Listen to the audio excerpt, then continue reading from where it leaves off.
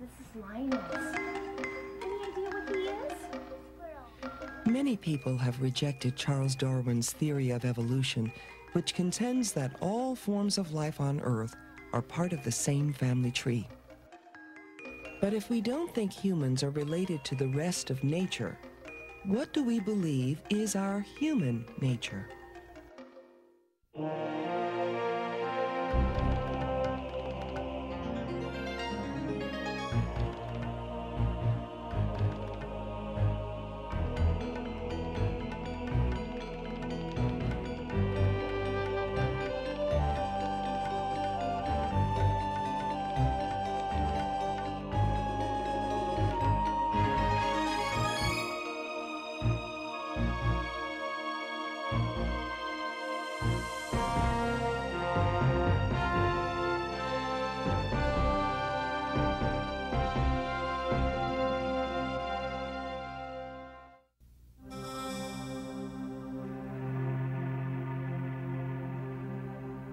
In 4th century BC Athens, the philosopher Plato tried to define the basic parts of human nature.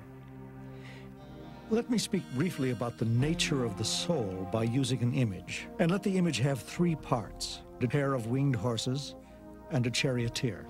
One of the horses is of noble breed, the other ignoble. And the charioteer controls them with great difficulty. The vicious steed, when it has not been thoroughly trained, goes heavily, weighing down the charioteer to the earth.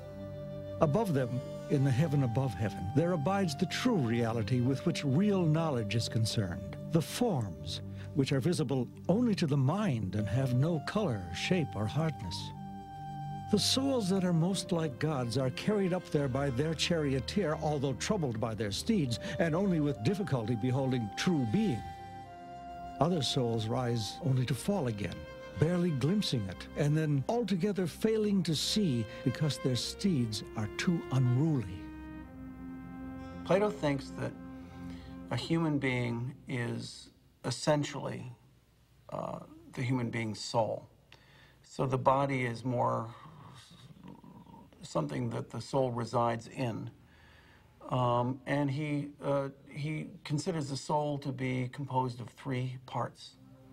There's the rational part, there's the emotional or spirited part, the part which feels anger, and the appetitive part, which gives us our basic appetites for food, drink, sex.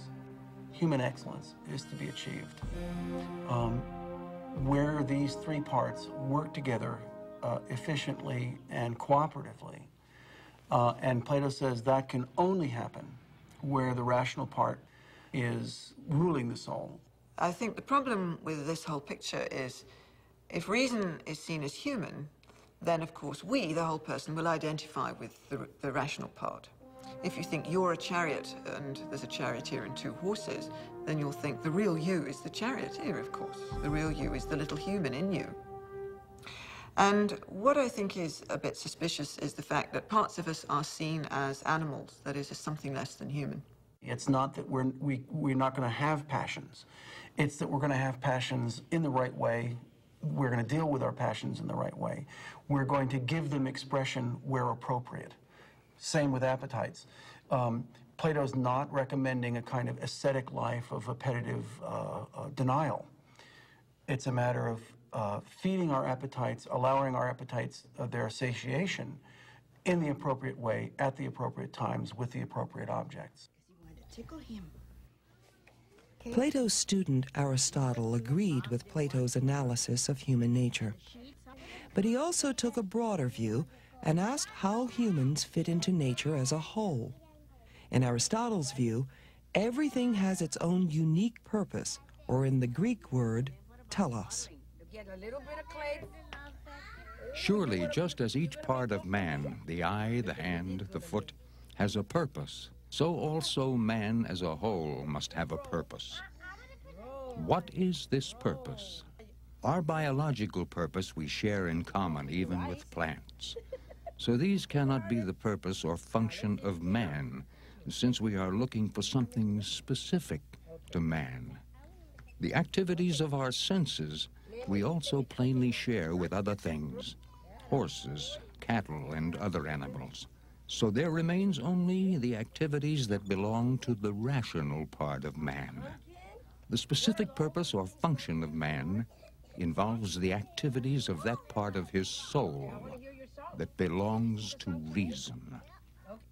Suppose you were Aristotle, living 400 years before Christ, many centuries before the emergence of modern science.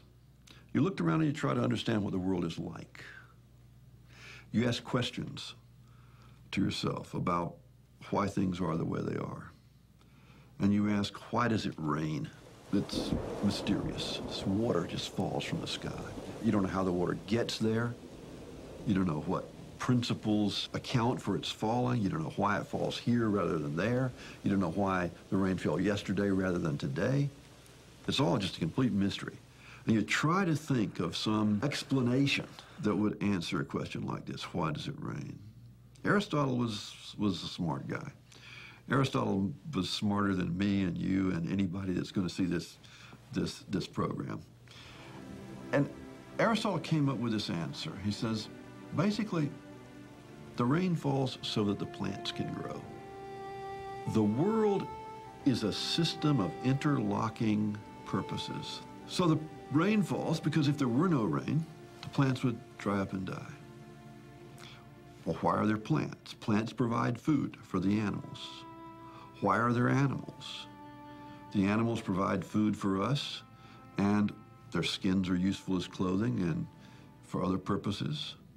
Why do we exist?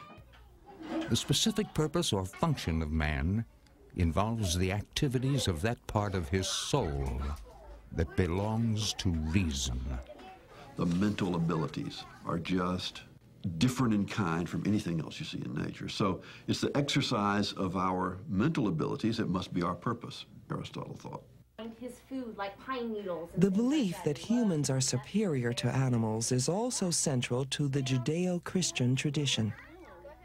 In the book of Genesis, on the sixth day of creation, with earth, sea, the heavens, and everything else in place, God made the beasts of the earth after his kind, and cattle after their kind, and every living thing that creepeth upon the earth after his kind. And God saw that it was good. And God said, let us make man in our image, after our likeness, and let them have dominion over the fish of the sea, and over the fowl of the air, and over the cattle, and over all the earth. in what sense are humans made in the image of God? The way in which the early Christians answered that question is by drawing upon Greek philosophy. Plato had earlier said that and Aristotle had repeated after him, that reason in man is godlike, is divine, that reason is the most divine aspect of our nature. And so the Christians took those notions and wove them into their understanding of human beings. Other important dimensions of human nature are revealed in the story of the fall, also in Genesis. God forbids Adam and Eve only one thing, to eat fruit from the tree of knowledge. But the serpent tempts Eve. She eats the fruit and shares it with Adam. Very nice. Because of that story, early Christianity comes to believe that there is in us the marks of the punishment that God exacted from us in that garden. Those marks of punishment became known as original sin and are closely tied to another aspect of human nature, free will. If you look at the Greeks and read Plato and Aristotle, you do see some discussions of choice, but you don't see will being given the central place in human nature that it acquires once Christianity comes on the scene, in large part because of their reading of this fundamental choice that is made in the Garden of Eden. In Plato, reason must struggle to control our passions and appetites. In the Christian tradition, spirit wars with flesh to control our free will. No one portrays this war more vividly than the 4th century church father Saint Augustine. To show how deeply sin is embedded in human nature, he tells a story from his youth. Near our vineyard there was a pear tree loaded with fruit. I and some other wretched youths conceived the idea of shaking the pears off this tree and carrying them away. We set out late at night and stole all the fruit that we could carry, and this was not to feed ourselves.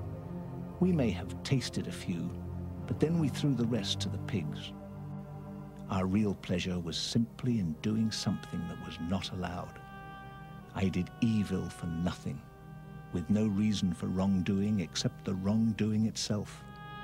I loved the sin, not the thing for which I had committed the sin, but the sin itself. The writings of Plato influenced Christianity almost from its beginning. Aristotle's writings were not translated into Latin and widely read until the 13th century. One of the first to pick up his ideas was St. Thomas Aquinas. For Aquinas, as for Aristotle, human nature is defined by our special purpose or goal. What Aquinas added to this picture that was not present in Aristotle is the notion that this goal was put there by God. It's a creator God who makes things, designs things in such a way as to be oriented to the goals that it has.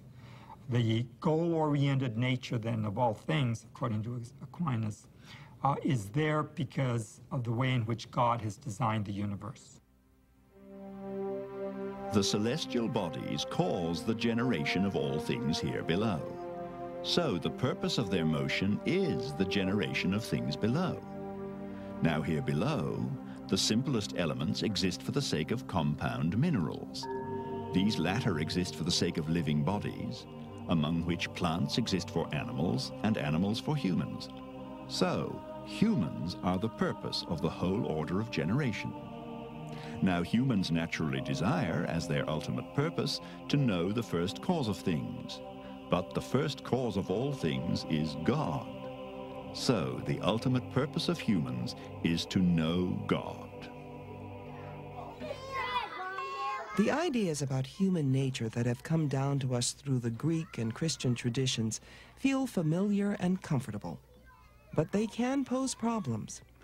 Feminists point out that reason is often seen as a masculine trait. Women are seen as creatures of emotion, or worse yet, symbols of the temptations of the flesh. Other critics point out that people in power have often claimed that their natural superiority justifies domination over others. Rome, the Crusades, colonialism, slavery, instances in which people of reason felt compelled to civilize barbarians. This pattern comes out even in Plato's story of the charioteer. The chief trouble about Plato's three-part division of the soul is that it's got to do two jobs. It was designed to do two jobs, a psychological part and a political part. And he's got to get the psychological story to fit the political story. And the idea is that the rational part corresponds to the ruling class, the spirited part belongs to the military class, and the desiring part belongs to the worker.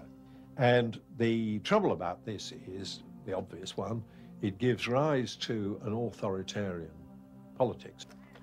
For Aristotle, reason defined human nature, but it wasn't given out equally. He believed that women were intellectually and ethically inferior to men. And his modern defenders wave that aside and they say, well, that's just a mistake that he happened to make. Well, it's a rather big mistake to make. I mean, it shows how much the thing is ridden by the local conventions. He defended slavery in a way, which is, I mean, actually most of the Greeks didn't. Most Greeks thought that slavery wasn't just, they thought it was necessary. He went out of the way to try and show it was just. The most powerful challenge to the traditional Western view of human nature has come from biology. In a previous not exactly pre-Darwinian, but we'll call it pre-French Revolution era, what we now think of as the life sciences were primarily interested in classification. That's what Linnaeus gave us, the classification we still use with adaptations today. You laid out living things on a great table. Literally, you had these collectors who had tables of butterflies and things. And metaphorically, you had these tables in books which would classify all the species. Species were eternal. They didn't have births. They didn't develop. One thing didn't turn into another.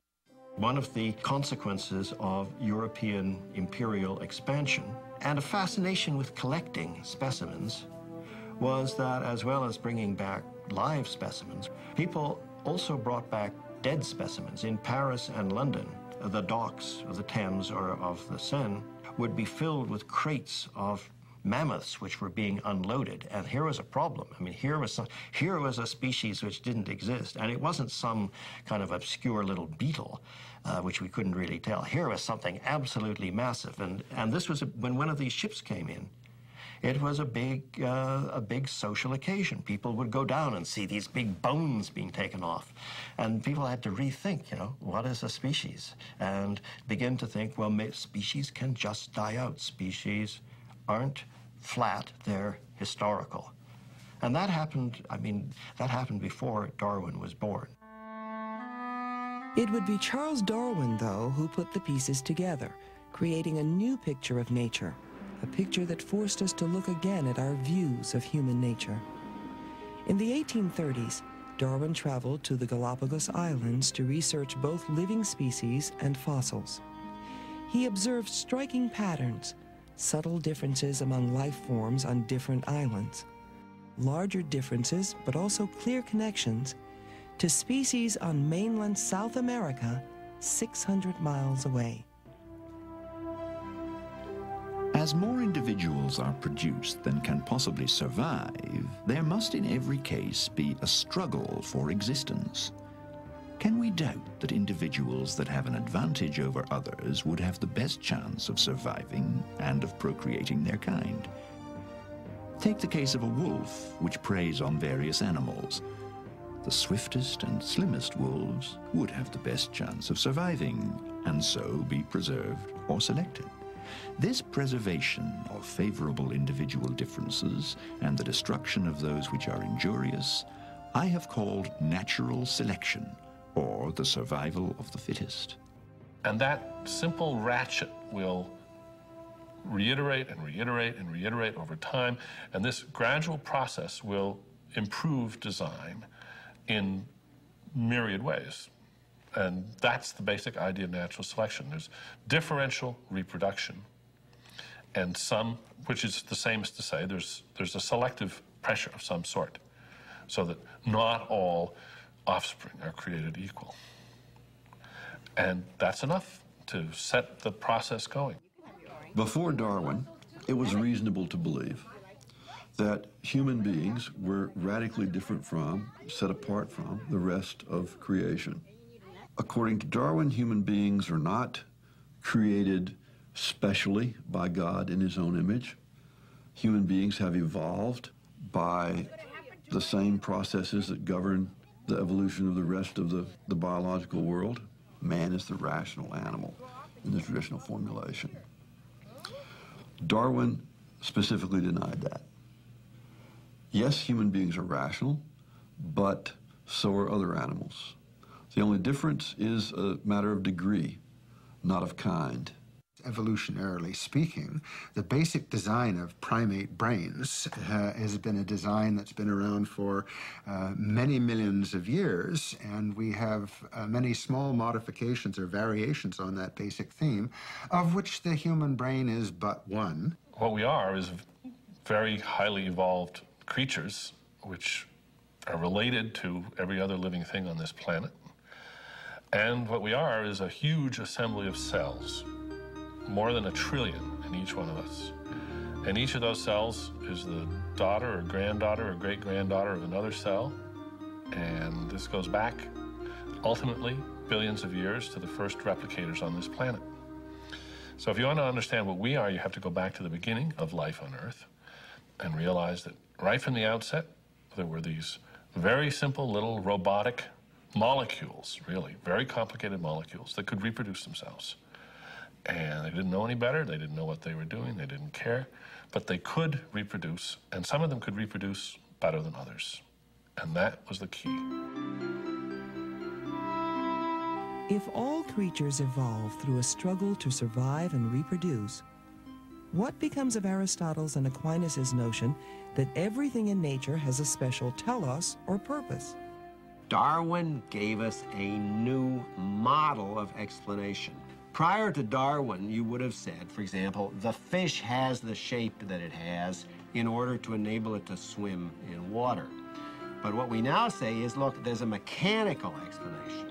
There's a genetic, a DNA explanation of why the fish has that shape. But, and now this is the second level of explanation, fish that have that shape are more likely to survive in water than fish that don't. A fish that's the shape of a brick isn't going to do as well in water as a fish that has a fishy shape to it. So Aristotle would say that telos comes first. It is the source. It is the goal to which all being strives. And after Darwin, we say, no, telos comes later. It is itself a creation of a process which itself has no telos. If human nature is not distinct from the rest of nature, then why do humans live so differently from other animals? And the obvious answer was they've got language the other animals haven't. Because they got language, they can do a lot of things, form projects of social cooperation, write books, and so on, that the animals can't. To just look at our brains and say, well, gee, it's not so different from a chimpanzee brain or a dolphin brain. Well, as a brain, it's not so different, but that's just the seat, that's just the machinery. The brain has its powers multiplied, not doubled or raised by 50%, but multiplied by orders and orders of magnitude by the installation in that brain of tools for thinking. Tools for thinking as simple as a calendar or a clock or paper and pencil or arithmetic or decision theory. We learned how to talk to one another.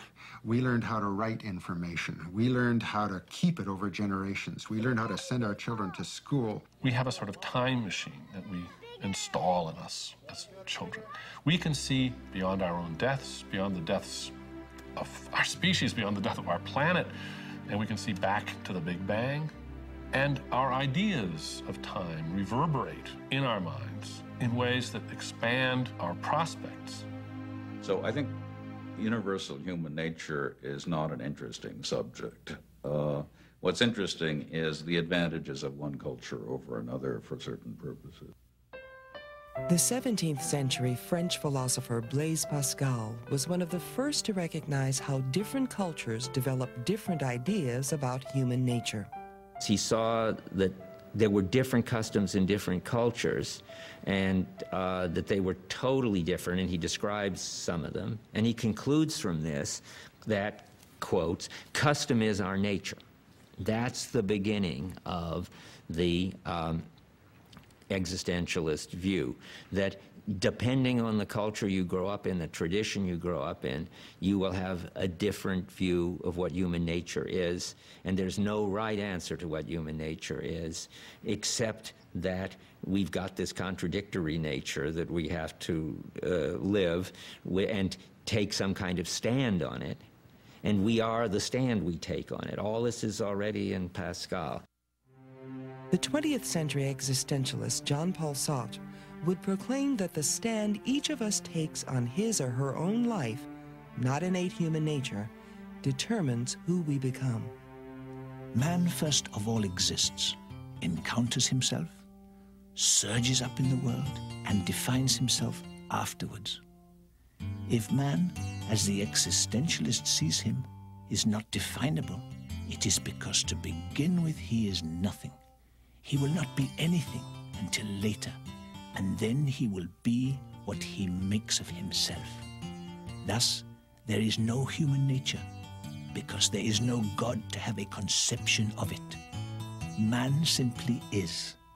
Man is nothing else but that which he makes of himself.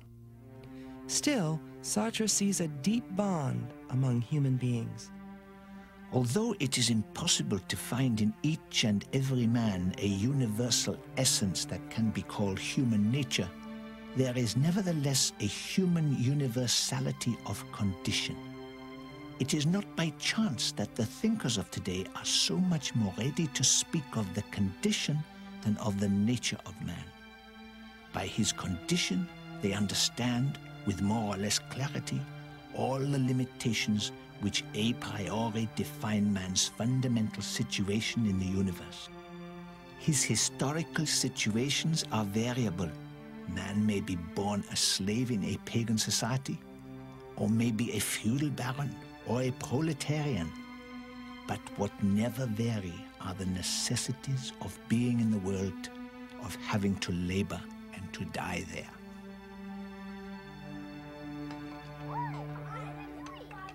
In one sense, the Western view of human nature has changed radically over the centuries. But in another sense, is Sartre's position so different from the ancients? You start with the conditions you're given. You take a stand on life, and you determine much of your own nature. Aristotle uses nature of human nature in two senses. There's, as it were, what we start from and what we end up with. And what we start from is, as it were, the way we're born. You can be born having what he calls the natural virtues, and that just means you might be naturally bold, or you might be naturally open and generous. And that's not to your credit, it's just the way you happen to be. That's your nature. And then reason and habituation work on that. You're brought up and educated in certain ways, and then you come to reason for yourself and to habituate your own nature. But for Aristotle, that too is natural.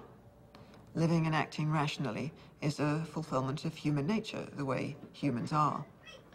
So he uses human nature both for what we start with and for what we end with, namely the rational life. So nature is, as it were, the materials, and nature's also what gives form to the materials.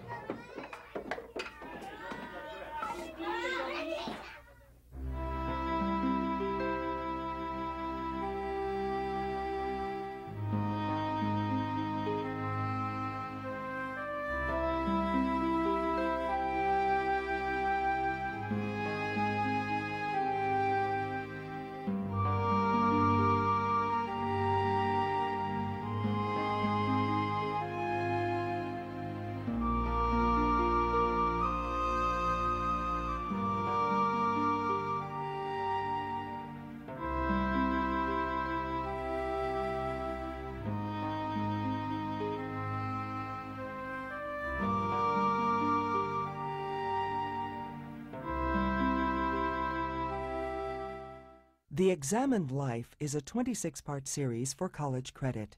To purchase a video cassette or transcript of this program, call 626-796-7300 or visit us online. Please order by program number.